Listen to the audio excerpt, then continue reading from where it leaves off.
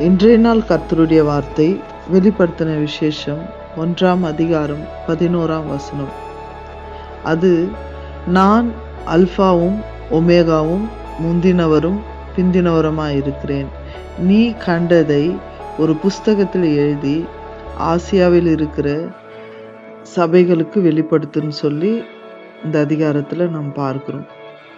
ஆசியாவில் இருக்கிற சபைகளுக்கு யோவான் ஆண்டவருடைய தரிசனத்தை கண்டதை வெளிப்படுத்தணும்னு சொல்லி இந்த அதிகாரத்தில் இந்த வசனத்தில் நாம் பார்த்து கொண்டு இருக்கிறோம்.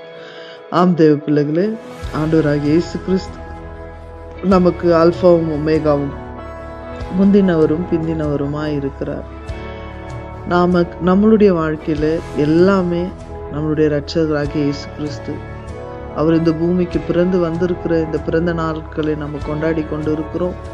கிறிஸ்து ஒவ்வொரு வீட்டுக்குள்ளும் அவர் ஆல்பாவும் ஒமேகாவும் ஆதியும் அந்தமுமாய் முந்தினவரும் பிந்தினவருமாய் இருக்கிறார் என்று சொல்லி உணர்ந்து நாம் ஜீவிக்க வேண்டும்.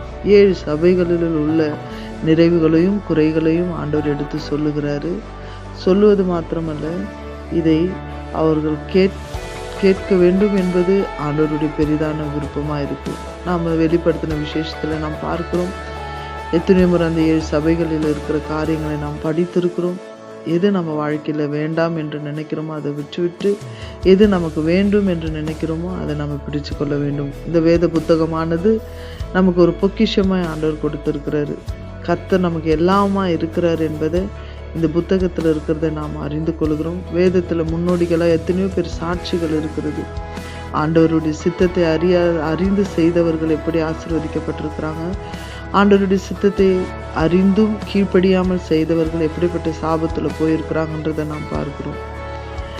ஆதாமேவலும் ஆண்டவர் சொன்ன காரியத்தை விட்டு பின்வாங்கி போனதுனால தோட்டத்தை விட்டு வெளியில போறாங்க.